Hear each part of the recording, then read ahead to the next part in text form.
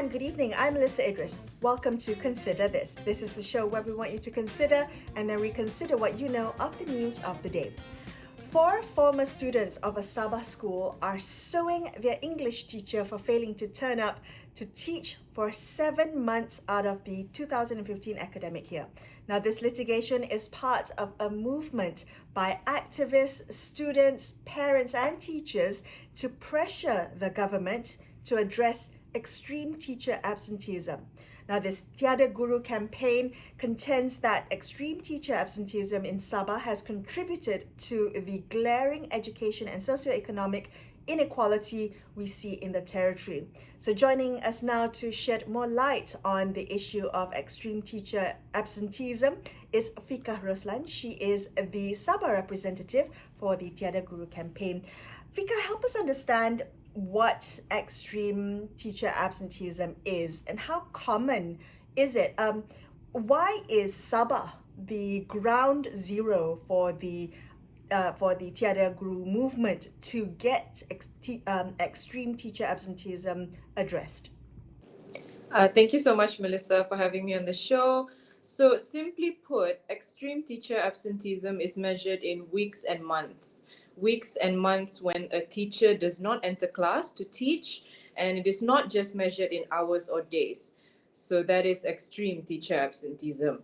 As for the situation in Malaysia, we can look at teacher absenteeism from 3 perspectives, which are from school principals, the Ministry of Education, as well as teachers and researchers. And of course, this also includes or covers a lot of the cases that happen in Sabah. So from school principals, Malaysia's last valid Teaching and Learning International Survey, or TALIS, result from 2009 shows that 19.5% of Malaysian principals reported that teacher absenteeism was hindering instruction a lot or to some extent at their school. So to extrapolate that to today's 10,000 schools, for example, afflicted schools could reach about 2,000 primary and secondary schools. And for school principals themselves, they have also been caught ponteng or being absent. In 2009, which was 10 years after that first TALIS study, the State Education Department of Sabah admitted it had 8 cases of absent school principals. So can you imagine, when the principal themselves is absent, what of the other teachers? And if there are cases of teacher absenteeism in those schools, would the principal be motivated to investigate those cases? Fika, Yes. if I just may interrupt you for a while, I'm struck by what you said, that extreme teacher absenteeism is not about measuring an absent teacher in terms of hours or days. We're talking months long. What is the root cause of having a teacher or a principal not turn up for work for months on end? So I'm going to be blunt and say that extreme teacher absenteeism happens and continues to happen because there are little to no repercussions for the perpetrator. And for example, as I've mentioned earlier, if even the principal themselves does not even enter class, does not even come to school, what example does that set for other teachers? If the principal can do it, then the teachers are probably thinking I could get away with, not entering class. So even in cases like sexual harassment, for example, involving teachers, or period spot checks that we've heard of, we've seen when news of this came out previously, thanks to student whistleblowers, that the first response from schools and even the ministry is to deny. Either they deny or say we have not received reports of this and feign ignorance. And so in many of these cases, the worst case scenario or the most extreme form of punishment for these teachers are that they will be transferred. But of course, that doesn't solve the problem. It only transfers the problem to a different school where the same thing can happen again. So so that's what I mean by the little to no repercussions for the perpetrator. Okay, all right. Is the issue of extreme teacher absenteeism somehow more prevalent in lower income societies, schools within lower income communities? I'm wondering whether there is a I wonder whether there's a correlation between having a high rate of teacher absenteeism within a lower socioeconomic or marginalized or minority student community. So, well, to be honest, I myself in school have experienced periods where my teacher did not enter class for 3 months. Yeah, and I went to a relatively urban school. And since the Tera Guru campaign has started, and since we've started talking about this, we have received responses from many people who have shared their own experiences of teacher absenteeism. And many of these do not necessarily come from rural areas. But of course, we cannot deny that in rural areas, it may be easier to get away with these things because, for example, in the case of Siti Nafira and the Calvina, Rusia, and Natasha, they come from I would say, a tight knit community, a close knit community, where when cases like this happen and you try to tell other people about it, the rest of the community will be like, but how can that be? I know this person, they're a good person. I don't think they would do something like this. It's very irresponsible. So it may be harder to garner support in that sense. Right. You mentioned the 4 students who are suing the teacher for extreme teacher absenteeism. Can you tell us a little bit about this injunction? There was a historic injunction against the Ministry of Education, and now this has gone to court. Can you tell us a little bit about the background of this? Right. So the injunction was filed by Rusia, and she is a plaintiff of the 2020 case. So there are two separate cases. So Rusia filed the injunction because she was, I can't put it lightly. Well, she was harassed by her school principal and the senior teacher. She was pressured to withdraw the case, to drop the case, and that is why so she was coerced, and so that's why the injunction was, thankfully it was granted, not only against the teachers and the principal who coerced Rusia, but also against the whole Ministry of Education, including a 500-meter restraining order. So this means that no officer of the MOE can further interfere with the case. Fika, help me understand how the issue of extreme teacher absenteeism relates to corruption in the education system. Right. So, of course, at the mention of corruption, we usually think about the exchange of money or favors in order to secure individual interest. But corruption, I mean, those may also happen in the education system department, but corruption in education also comes in the form of protection of a certain party, where that protection unfortunately infringes on the right of another party. So in the case of the 4 plaintiffs, corruption was blatant when the higher ups in education were more invested in protecting the alleged absentee teacher instead of making reparations in the interest of the students. So they cared more about saving face than ensuring the students' right to education. And if we look at the Malaysian Anti-Corruption Commission Act, gratification is the key element of corruption, and gratification is what is identified. Identified in the Act as something you receive for taking or not taking certain actions. So from the MACC Act itself, it says gratification is any service or favor of any description, including protection from penalty. So this means that any protection of any other officer from any disciplinary proceedings, civil proceedings, or even criminal proceedings is an act of criminal corruption under the MACC Act. Wow. Okay. So I know that this campaign has been, you've garnered some traction, some media coverage over it. There's been conversation generated from the Tiada Guru campaign. What has been the response from Ministry of Education, response from those within the ecosystem? I'm wondering, I guess, whether this is considered a sensitive topic, one that seems to be swept under the rug. What has been the response so far with the efforts to bring it to the light? Well, the response, well, thankfully, the Tiada Guru campaign itself has not been subject to the kind of harassment that the plaintiffs have been subject to. So, but I guess if you're talking about response from the MOE towards the case, then the injunction is the answer. But as for other parties, for example, like grassroots supporters or maybe even officers of the MOE themselves, of course, there are always two sides of the spectrum, maybe. So there are people within the MOE who obviously are not happy with the kind of traction and attention that this has been gaining. A lot of them are saying, "Oh, it's menjatuhkan marwah and all that. Why are you trying to embarrass the MOE?" But you know, if when how much longer are we going to put up with this sort of thing? But also, you know, thankfully, part of the Tera Guru campaign, we also receive much support from MOE whistleblowers themselves. And they are so very proud of the bravery of the girls and the validation that the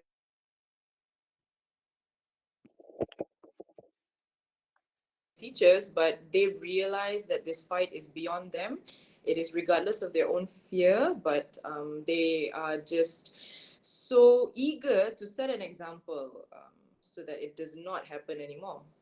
Well, you mentioned that this is a decades-long issue. What is it that Tiada Guru wants to change? What needs to change in the system, in the ecosystem, for this issue to be a thing of the past? So we believe that there has to be concerted effort at both the structural or institutional level as well as the grassroots level. So changing the status quo is a rigorous process because we're trying to weed out poor practices that have become a norm, a culture. So the institutional reforms, for example, that we are very passionate and vocal about are independent whistleblower protection as well as a public ombudsman. Or rather like an independent body to investigate and to put a stop to internal investigations, because unfortunately that has been the norm for the longest time. But we are where we are now because of that. So those are the things. And of course, political will is much, much needed for these agendas to be pushed forward.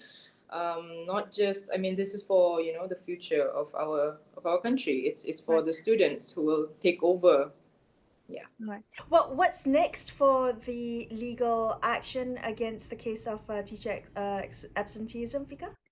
So far, only the 2020 court case has started its trial, and it has been quite powerful.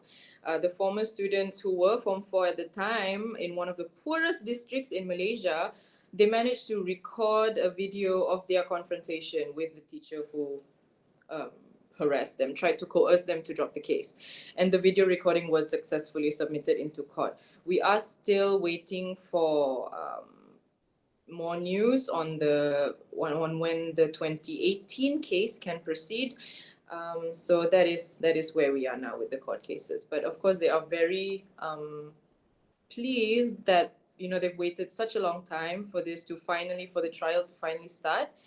And yeah, let's just we'll leave it up to the court. We will make sure we keep glued to the developments of that case. Fika, thank you for the update and appreciate your time. Fika Roslan, Sabah representative of the Tiada Guru campaign there. And we're going to take a quick break here and consider this. We'll be back with more. Stay tuned.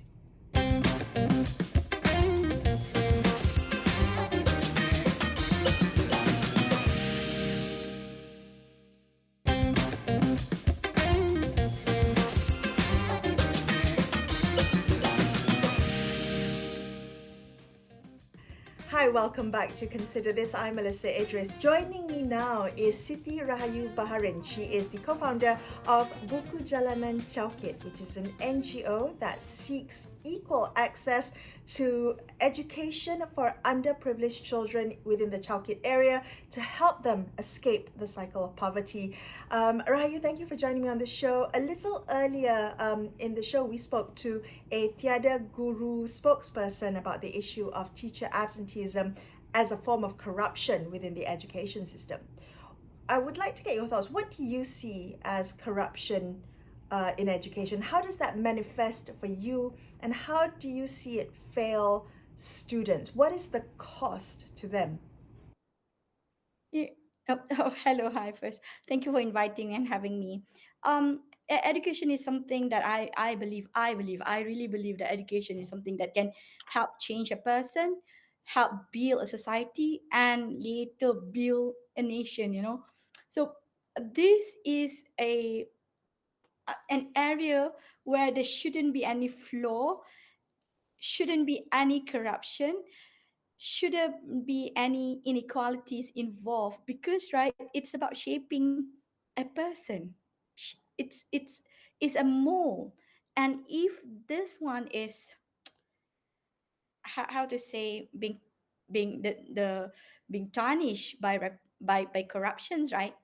w- we cannot even imagine what the society that we're going to live in, what kind of person would be created by the system. So corruption in education, for me, right, it steals today, and it's still the future of generations.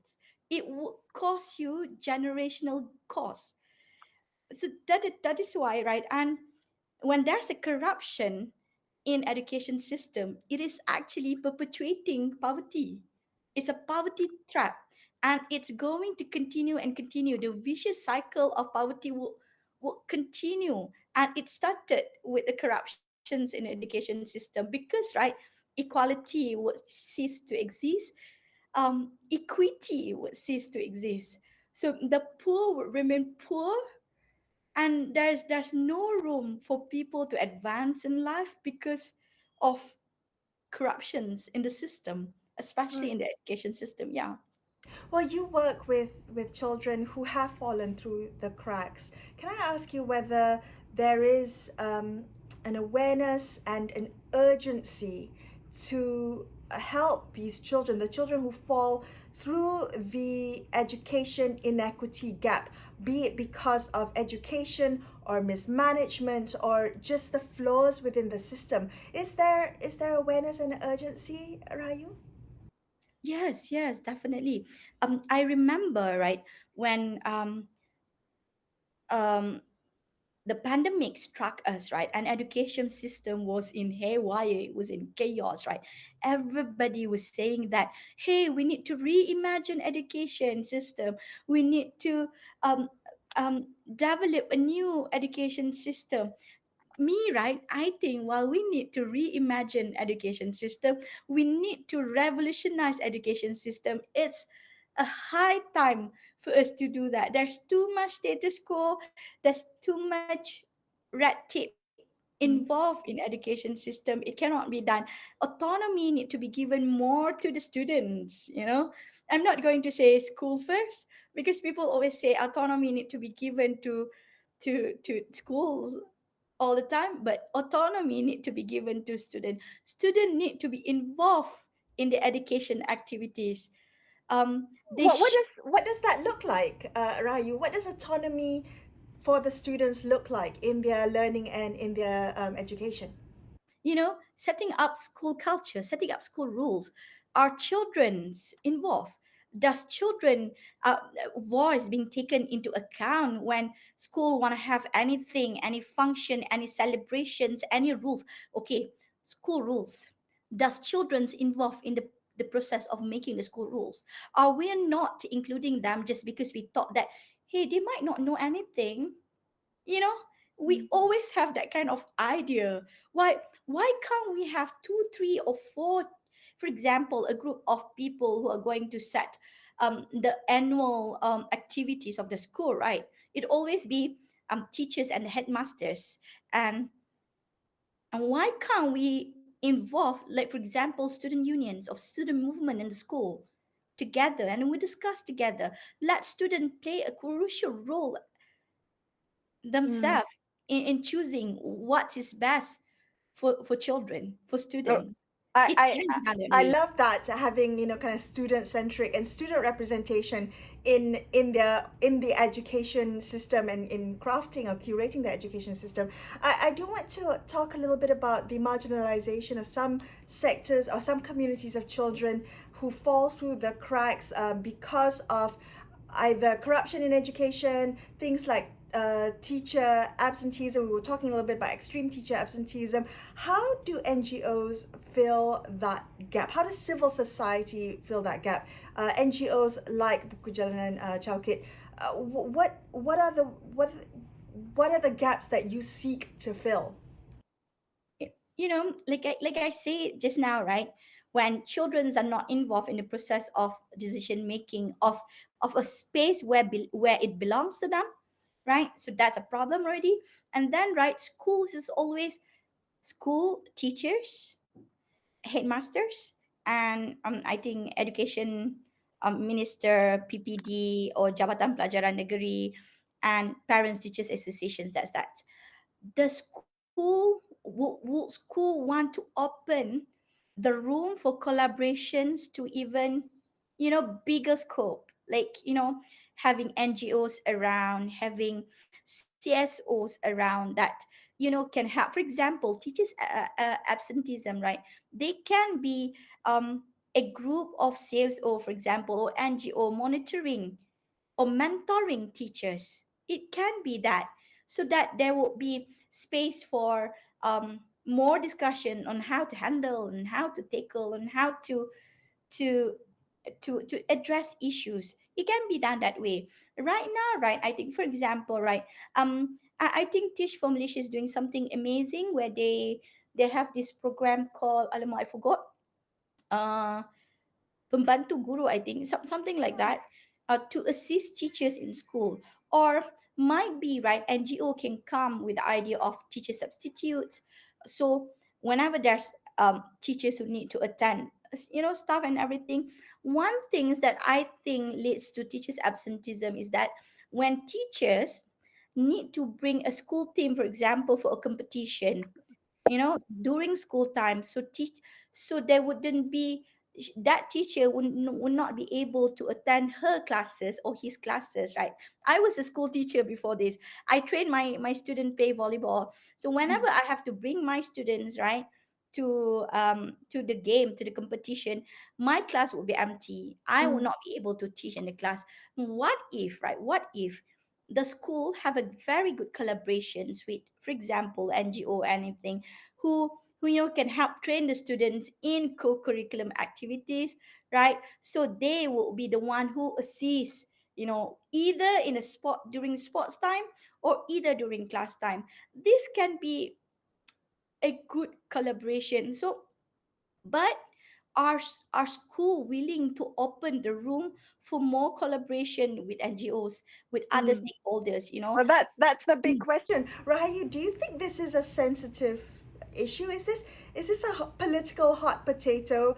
Getting this addressed to perhaps change or challenge the status quo? Yeah, I do think so, because, right, and this is a thing. Everything in Malaysia is politicized because of political party, but we need to remember one thing, that everything is actually political and it goes beyond political party. um Especially education system. If our politicians or anyone leading the government or leading any institutions, right, are more open-minded, are more ready to revolutionize the system by accepting and allowing differences to be in school while there will be a group monitoring them, then I think it will be good. The problem with us is that, are we willing to revolutionize it? Are we willing to um how to say, to cut all the bureaucratic roadblocks, you know where are we willing to have our hearts and minds to be changed, and y- you Mm. know You having propose yeah. definitely proposing something completely different and radical. It requires trust in change. Yeah, Definitely. I wish, right, I wish that um we can come to a truly learner centered um visions, um visions in our education system, where we can seek like equity. There will be more collective efficacy, and to see ourselves move beyond uh the status quo. So then, right, I think we will come to a greatest innovations of education system. It's very important right now, right? I think we are having lack of transparency. We are having a lot of excuses that we cannot change, but it can be different. It can be different. We can rise up, we can challenge the status quo in order for us to create a much more equitable education system for our children. Right. I would love to use that word, equitable education system. Yeah. And on that note, I'm going to say thank you so much for joining me on the show today. Siti Rahayu Barin, co-founder of Buku Jalanan Chaukit. And that's all I have for you on this episode of Consider This. I'm Melissa Idris, signing off for the evening. Thank you so much for watching, and good night.